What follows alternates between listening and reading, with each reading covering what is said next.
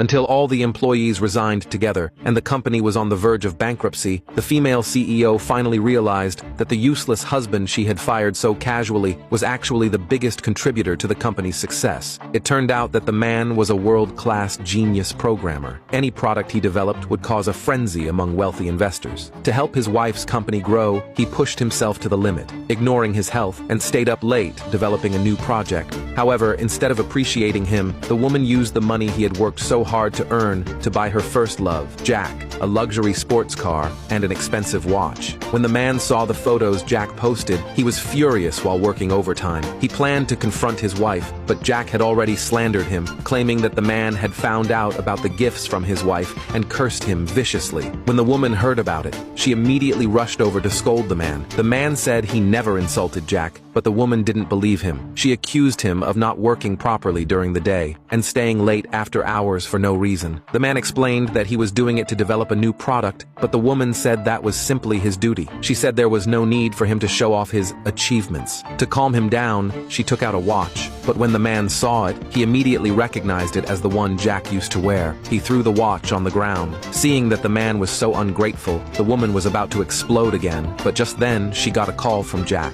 She decided to meet with Jack first. The man no longer had the heart to keep working. As he walked sadly down the street, Jack and the woman arrived in the same place. Jack bragged to the man about his $10 million sports car. The woman blamed the man for being petty. To make it up to him, she said she would give him a car too. Looking at the old, shabby car beside them, the man felt she was insulting him, but the woman slapped him across the face, saying it was her company and the sports car was her reward for Jack. The man could only use that old one. She even said Jack was rough around the edges, but in every other way, the man could never compare to Jack. The man never expected his wife to see him that way. He was deeply disappointed in her. After returning home, he called his lawyer and decided to divorce her. The next day, the woman and Jack were worried about the man. It turned out that there was a very important meeting that day. The investors would decide based on the man's product whether to cooperate with the company, but the man never showed up. Just as she was about to call him, the man walked in. This time, he was wearing a sharp suit, but the woman showed no respect at all. She mocked him for imitating Jack, calling his behavior childish.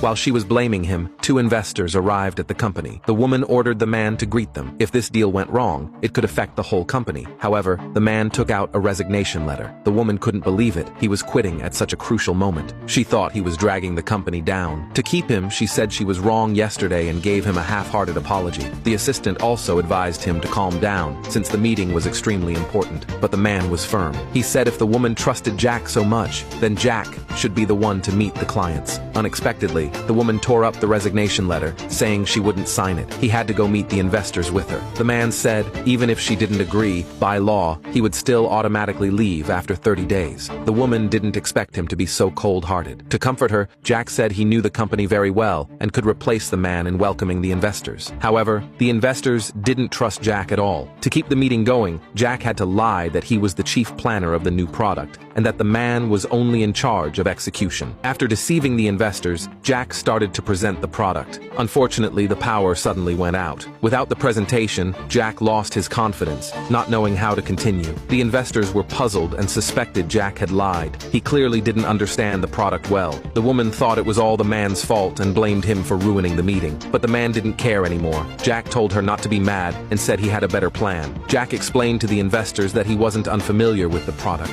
but that some data needed to be shown in the slides. Then, he enthusiastically invited the investors to dinner to discuss the cooperation in detail over the meal. To humiliate the man, he even invited him to come along and serve them as a waiter. The man said he had already quit, and none of that had anything to do with him anymore. However, the investors suddenly said that if the man didn't attend, they would refuse to dine with Jack and the others.